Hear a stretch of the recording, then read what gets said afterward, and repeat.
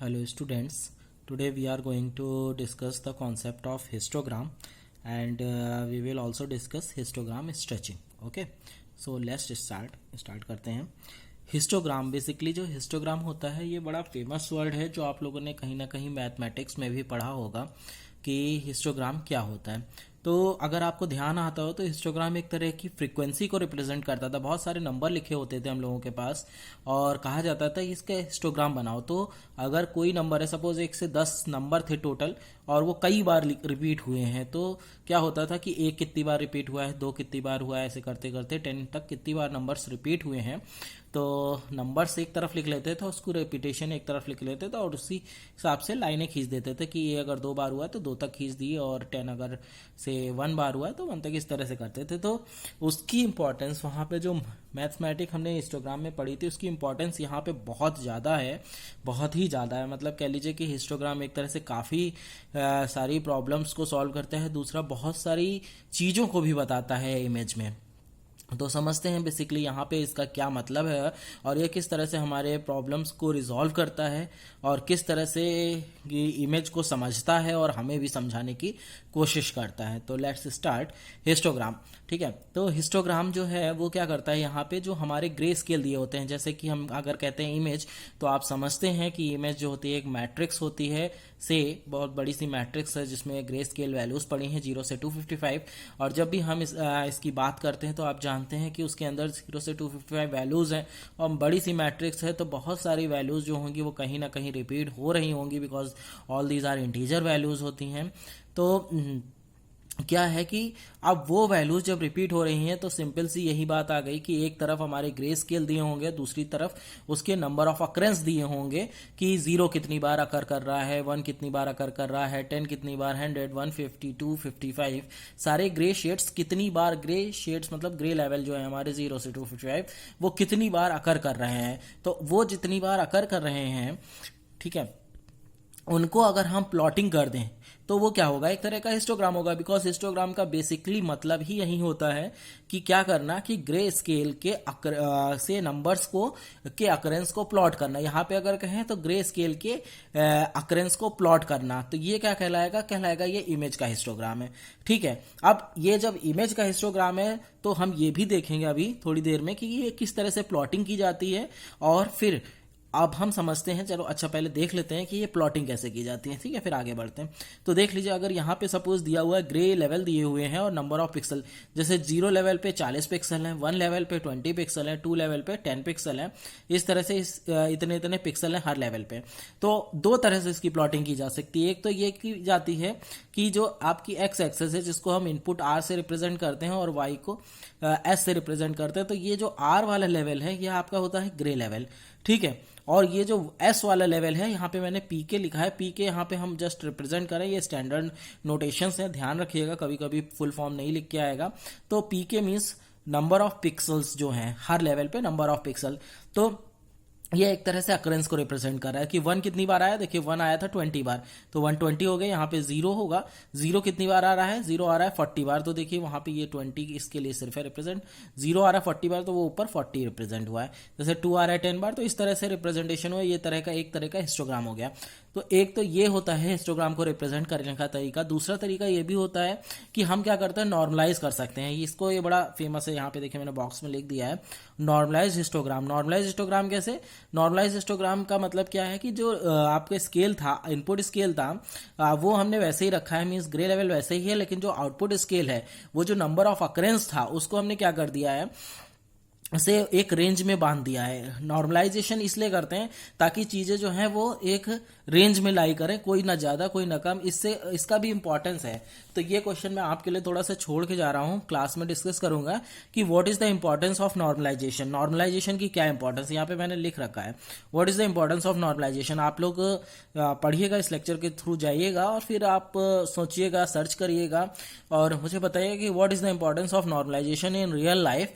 अगर आप उसे इमेज प्रोसेसिंग से रिलेट करते हैं या आप से इस समय आप साथ में एक पैटर्न रिकॉग्निशन जैसा सब्जेक्ट भी पढ़ रहे हैं, तो आप मुझे बताइएगा कि नॉर्मलाइजेशन की क्या इंपॉर्टेंस होती है. ओके, इस तरह से बताइएगा, रियल लाइफ के सिनेरियो में बताइएगा. ठीक है, वापस आते हैं कि नॉर्मलाइज करते हैं। तो नॉर्मलाइज जब करेंगे तो कैसे करेंगे, देखिए नंबर ऑफ पिक्सल्स दिए हैं, इनका टोटल कर लिया, जो टोटल किया उससे डिवाइड कर दिया, ठीक है।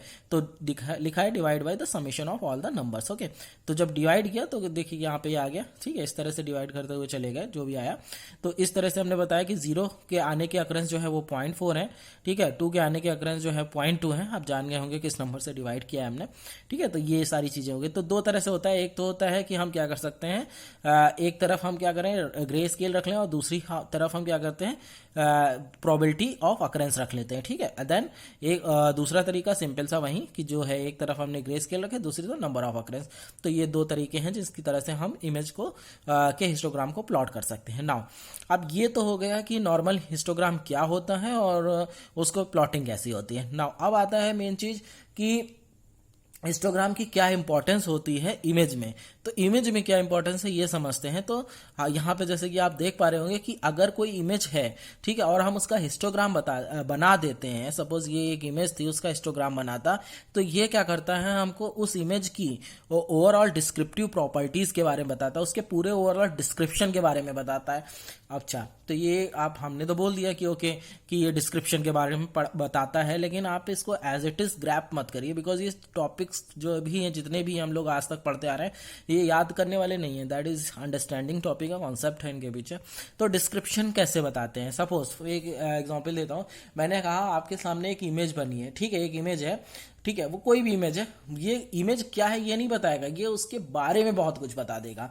ये बात ध्यान रखिएगा। अगर कोई पूछे कि हिस्टोग्राम दिया, बताओ कौन सी इमेज है, तो कौन सी इमेज है नहीं बताएगा, कभी नहीं बताएगा, ठीक है। Histogram is not able to tell what is that image. वो इमेज क्या है, that can not be tell by histogram, because histogram जो होता है वो अकरेंस फ्रिक्वेंसी पे डिपेंड करता है, ठीक है। वो अकरेंस को बता सकता है, कौन कितनी बार आ रहा है, कैसे आ रहा है, बट वो क्या है ये नहीं बताएगा, ठीक है। तो डिस्क्रिप्शन बताता है। तो डिस्क्रिप्शन को यहाँ पे समझते हैं उसके कुछ क्वालिटीज से कि कैसे बताएगा। तो ठीक, ये समझ गए ना। अब हम आते हैं कि सपोज ये है, देखो ये आपके सामने बना रहा है सपोज। अब इसको देखिए और मेरी बात को भी सुनते रहिए कि क्या है कि जो इंपॉर्टेंस है वो यहाँ कहीं लाई करती है हिस्टोग्राम की, कि इसका बड़ा महत्व रहता है इमेज प्रोसेसिंग में। जैसे कि मैंने 3 टॉप पॉइंट्स बोले थे आपको शुरुआत में कि हिस्टोग्राम अपने आप में एक इम्पॉर्टेंस है, और फिर इसका इमेज में बड़ा इंपॉर्टेंट रोल है, और कहीं ना कहीं बहुत ज़्यादा ये हमारी हेल्प आउट करता है हमारी बहुत सारे रिजोल्यूज चीज़ों को सॉल्व करने में। तो वो हम देखने भी वाले हैं,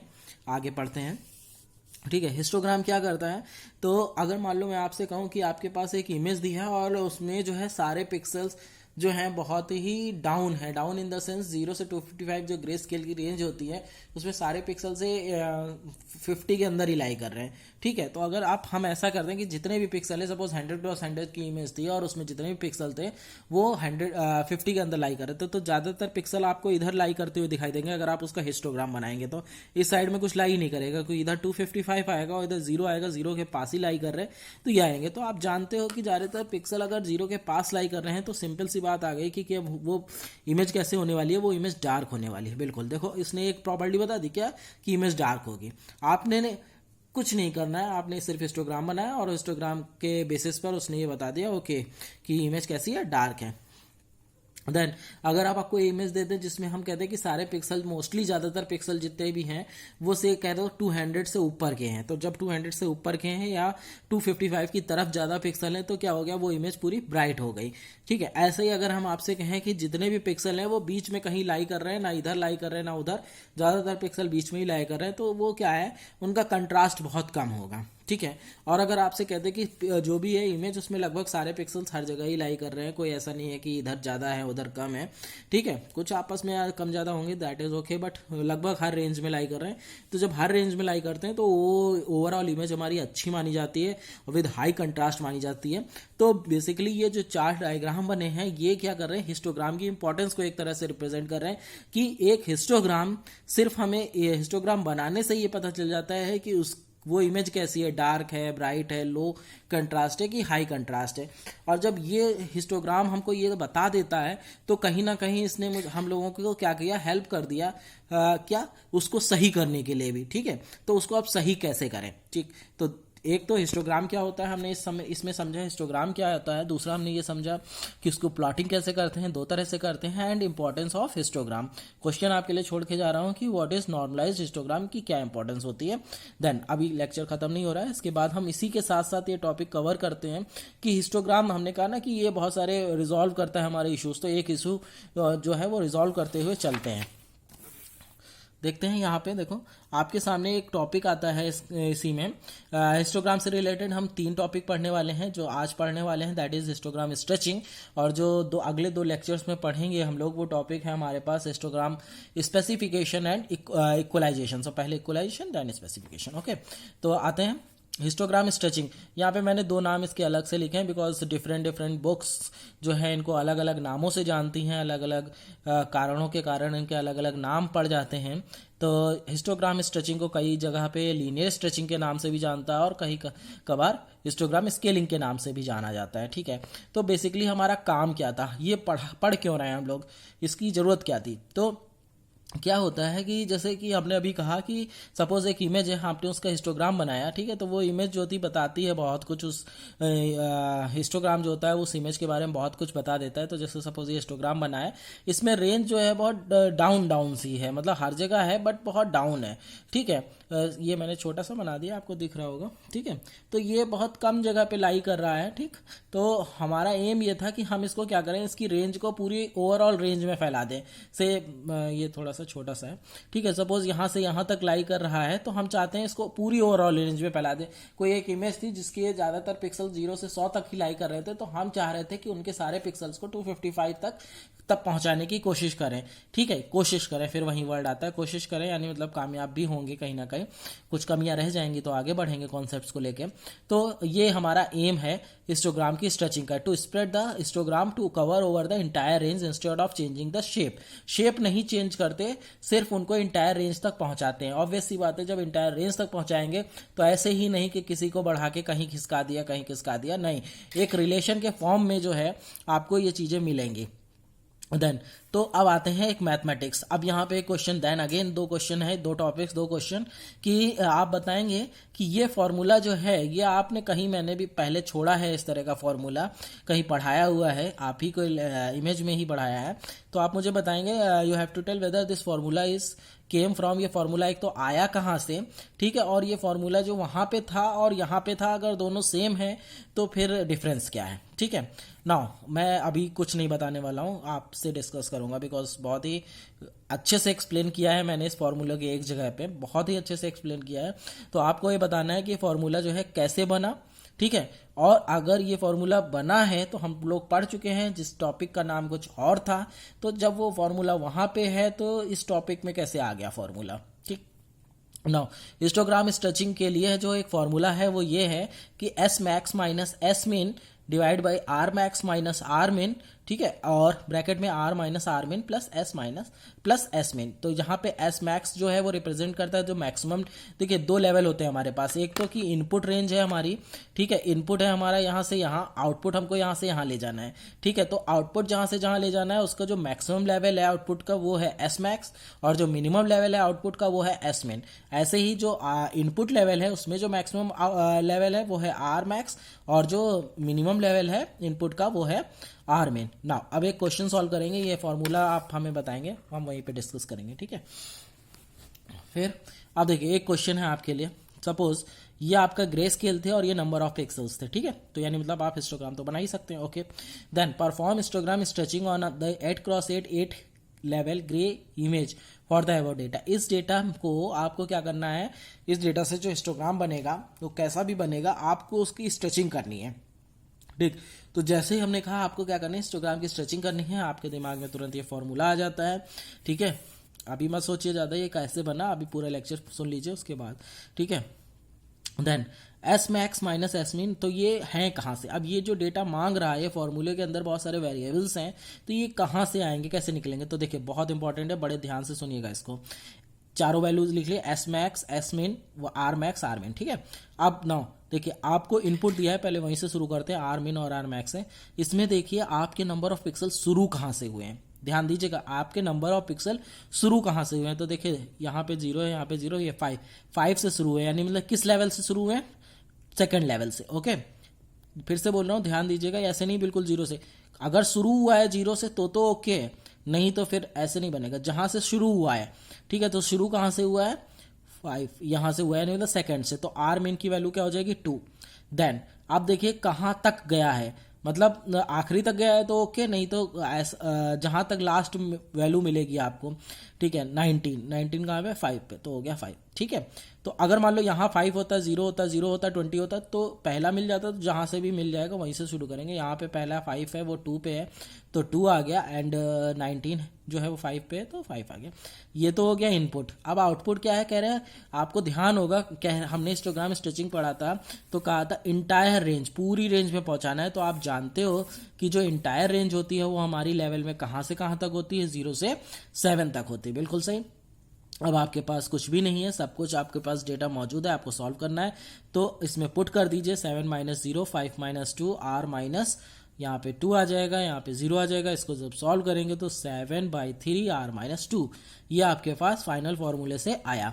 नाउ r - 2 है। अब आप जानते हो क्या करना है, आपको नए जो है पिक्सल्स देखने की कहाँ कहाँ वो वितरित होंगे, यानी मतलब कहाँ कहाँ डिस्ट्रीब्यूट होंगे, स्ट्रेच कैसे होंगे। तो क्या करना है, r 0 से 7 हमको पूरा फाइंड आउट करना है। तो r की वैल्यू 0 रखेंगे, 1 2 डॉट डॉट डॉट 7 तक रखेंगे। तो जब आपने और r 0 रखा तो बस आपके पास इतना ही फॉर्मूला बचा था सॉल्व करने के बाद। तो r 0 रखिए, 7/3, 0 - 2 निगेटिव आएगा। ऐसे ही आप ये सारी वैल्यू सॉल्व कर लेंगे। यहाँ 0 रखा है, यहाँ 1, यहाँ 2, ऐसे डॉट डॉट। आपको ध्यान होगा, मैंने प्रीवियस लेक्चर्स में आपको बताया है और क्लास डिस्कशन में भी बताया है कि क्या होता है जब कभी हम इसमें इमेज प्रोसेसिंग में डील करते हैं मैथमेटिक्स से, तो अगर कभी भी वैल्यू आपको जो है निगेटिव मिल जाए तो ये मान लीजिए कि वो क्या होगी, 0 होगी, क्योंकि आपका मैटलैब भी ना इसी तरह से प्रोग्रामिंग करता है। तो मैनुअली आपको जहां तक करना है या समझना है कॉन्सेप्ट को, तो ये जान लीजिए ब्लैक से ज़्यादा ब्लैक कुछ नहीं हो सकता, निगेटिव पार्ट नहीं आएगा, इसलिए आप उसको डायरेक्टली 0 कर देंगे। और ऐसे ही अगर, वैसे तो ऐसा क्वेश्चन नहीं होगा, लेकिन जब कभी हम लोग सॉल्व करते हैं या देखना चाहते हैं कि बच्चे जो है समझ रहे हैं कि नहीं, तो ध्यान रखिएगा अगर कोई वैल्यू 7 से ऊपर जाने लगे, अगर लेवल की बात करते हैं या लूज की बात करें 255 से ऊपर जाने लगे, तो उससे वाइट से ऊपर कुछ नहीं होता, तो उसे मैक्सिमम 7 रख लीजिएगा, या वैल्यू में कहें तो 255 रख लीजिएगा। ठीक है, नाउ अब देखो क्या किया हमने, ये अब ये इतने पे ही नहीं सीमित होगा, क्योंकि आपका भाई हिस्टोग्राम में वो स्ट्रेच हुआ है, तो कहाँ जाएगा, कौन सा नंबर कहाँ पे जाएगा, किस रिलेशन में जाएगा, ये इसी से निकल के आएगा। तो आप क्या करो, सिंपल सा क्या करो, ध्यान देना है आप यहाँ पे कि ग्रे लेवल आप ऐसे बना लीजिए 0 1 2 3 4, क्योंकि ग्रे लेवल तो वहीं रहने वाले हैं। देन नंबर ऑफ पिक्सल्स, अब ये कुछ नया है, तो देखिए क्या है, बहुत ध्यान से देखिएगा। r0 जो हमें 0 पे मिल रहा था, अब ध्यान दीजिएगा, जो हमें 0 पे मिल रहा था वो अब कहाँ मिल रहा है, 0 पे। ठीक, थोड़ा सा मैं सही करता हूँ इसको, जो हमें 0 पे मिल रहा था वो अब कहाँ मिल रहा है, 0 पे। तो 0 पे क्या मिल रहा था, 0, अब वो कहाँ मिल रहा है, 0 पे ही। तो 0 पे जो मिल रहा था वो अब 0 पे ही मिल रहा है, तो 0 पे क्या मिल रहा था, 0, तो 0 लिख दिया। देखो ध्यान से फिर से देखना, जो r1 जो पहले 1 पे मिल रहा था वो अब कहाँ मिल रहा है, 0 पे। 1 पे क्या मिल रहा था, 0, अब वो कहाँ मिल रहा है, 0 पे। तो 1 पे जो मिल रहा था वो 0 पे, तो फिर अगेन देखिए 0 दूसरा लिखा है, 0 + 0 देखेगा। ठीक है, ये 0 + 0 + 5 लिखा है। तो पहले जो 0 पे मिल रहा था और 1 पे मिल रहा था वो 0 पे ही मिल रहा है। देन जो हमें 2 पे मिल रहा था, जो हमें पहले 2 पे मिल रहा था वो अब कहाँ मिलेगा, 0 पे। जो 2 पे मिल रहा था वो कहाँ मिलेगा, 0 पे। तो 2 पे क्या मिल रहा था भाई, 2 पे मिल रहा था 5, ठीक है, तो वो कहाँ मिलेगा, 0 पे। देखिए तभी लिखा है +5।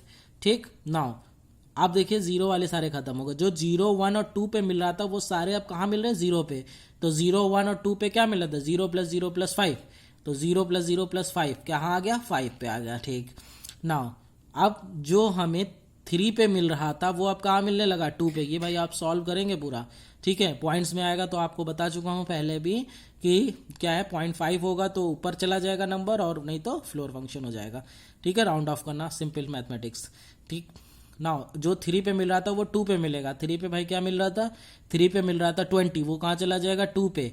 तो 2 पे मिलने लगा 20। नाउ जो 4 पे मिल रहा था वो 5 पे मिलेगा। 4 पे मिल रहा था 20, वो 5 पे मिलेगा। 5 पे मिलेगा 20। जो 6 पे मिल रहा था, जो 5 पे मिल रहा था वो 7 पे, जो 6 पे वो 7 पे, जो 7 पे वो 5 6 7 पे जो डेटा मिल रहा था वो 7 पे मिलेगा। तो 5 6 7 पे क्या मिल रहा था, 1900। तो 19 प्लस जीरो किस में मिलेगा, 7 पे मिलेगा। ठीक है, तो इस तरह से आपने किया, फिर तीनों को ऐड कर लिया, 19 आ गया या 5 आ गया। बीच में जो डेटा नहीं मिला इसको आप डैश मत छोड़ दीजिएगा, कुछ लोग अक्सर डैश छोड़ देते हैं, बेटा डैश नहीं होगा, वो कुछ नहीं मिल रहा है। और हिस्टोग्राम में जब कुछ नहीं मिलता तो वो उसकी occurrence क्या होती है, जीरो होती है। तो ये आप जीरो लिखेंगे यहाँ पे, डैश नहीं छोड़ सकते, बिकॉज डैश का रिप्रेजेंटेशन आप नहीं कर पाएंगे ना, तो वहां पे आप जीरो लिखिएगा। ठीक है, तो ध्यान दीजिए, हमने कवर किया हिस्टोग्राम क्या होता है। नॉर्मली हिस्टोग्राम की इमेज में हिस्टोग्राम क्या होता है, उसको कैसे प्लॉट करते हैं। देन हिस्टोग्राम क्या बताता है, इमेज की डिस्क्रिप्टिव प्रॉपर्टीज के बारे में बताता है, इमेज की क्या प्रॉपर्टीज है, क्या फीचर। अच्छा, एक बात और, अगर आप नोट्स में ध्यान देंगे तो लिखा होगा एक जगह ग्लोबल फीचर्स के बारे में बताता है। ग्लोबल फीचर क्या मतलब, पूरा इमेज क्या कह रहा है वो बताएगा, यानी टुकड़ों में नहीं, पूरी ओवरऑल इमेज का विवरण देता है, इसीलिए इसको ग्लोबल डिस्क्रिप्शन भी कहा जाता है। अगर आप बहुत ज़्यादा डिटेल में पढ़ेंगे तो बहुत अच्छे लेवल पे, तो फिर ये पाएंगे कि इसको हम लोकल और ग्लोबल दो पार्ट में भी डिवाइड कर सकते हैं। तो जब आप पूरा काम खत्म कर लेंगे, तो अब जब हम लोग प्रोग्रामिंग करेंगे, मतलब नॉर्मल प्रोग्रामिंग छोड़ के जब हाई लेवल प्रोग्रामिंग की तरफ बढ़ेंगे, तब हम आपसे वहाँ ये काम भी कराने वाले हैं कि local level histogram, local level पे जो हिस्टोग्राम की प्रॉपर्टीज हैं और जो ग्लोबल लेवल पे प्रॉपर्टीज हैं उस पर भी हम काम कराएंगे। और वो कराएंगे कैसे, with the help of face recognition के कॉन्सेप्ट उसमें हम यूज करने वाले हैं। फेस रिकॉग्निशन करेंगे with the help of histogram के बेस पे, तो बहुत ही इंपॉर्टेंट है ये, ध्यान रखिएगा। देन तो प्रॉपर्टीज के बारे में बताता है। फिर क्या है ये, जब प्रॉपर्टीज बताता है फिर ये बहुत सारी चीजें बताता है, जैसे इमेज डार्क है, ब्राइट है, लो कंट्रास्ट है, हाई कंट्रास्ट। तो उसके बाद क्या करता है, बहुत सारे सोल्यूशंस भी देता है। जैसे कि एक सोल्यूशन हमने पढ़ा हिस्टोग्राम स्ट्रेचिंग। हिस्टोग्राम स्ट्रेचिंग हमने पढ़ा कि इसमें क्या है कि हम ओवरऑल इंटायर डायनेमिक रेंज में अपने हिस्टोग्राम को फैलाने की कोशिश करते हैं मींस ट्राई करते हैं, with the help of some formula हम ट्राई करते हैं। हो पाएगा नहीं हो पाएगा ये, क्योंकि जो है फार्मूला ट्राई करता है, कुछ नंबर्स ऐसे आ गए जो कि मतलब कह लीजिए कि वो वहां तक नहीं पहुंच पा रहे हैं, तो that is just a concept है कि बनाया गया है कि आपको नहीं पहुंच पाया, तो हम उसमें कुछ क्या हो गया, क्या ऐसी मैथमेटिक्स में ऐसी क्या कमी रह गई, या ऐसे क्या डेटा आ गया जिसमें हम नहीं पहुंचा पा रहे थे। तो ये सारी चीजें फिर हम आने वाले लेक्चर्स में रिजॉल्व भी करते हैं। ठीक है, तो फिर उसको हमने एक न्यूमेरिकल के फॉर्म में समझा और ये जो है इस तरह से किया, और इसकी मैपिंग भी समझी। इसको बेसिकली कहते हैं कि मैपिंग कैसे हुई, नई मैपिंग कैसे हुई है। तो इसको आप यहाँ तक करेंगे, यहाँ इसके बीच में नहीं छोड़ेंगे इसको। ठीक है, तो ये अच्छा क्वेश्चन बन जाता है आप सभी के लिए। तो थैंक यू। एंड अगर कोई प्रॉब्लम है तो आप कमेंट कर सकते हैं, और इस डिस्क्रिप्शन में मेरा पूरा डिटेल दिया हुआ है, आप टेलीग्राम पे जाके वहाँ पे स्टडी मटेरियल भी कर सकते हैं। अगर आपको लेक्चर पसंद आया तो प्लीज़ लाइक करिएगा, सब्सक्राइब भी कर दीजिएगा, और थोड़ा सा चैनल और अच्छा होने लगेगा। Thank you.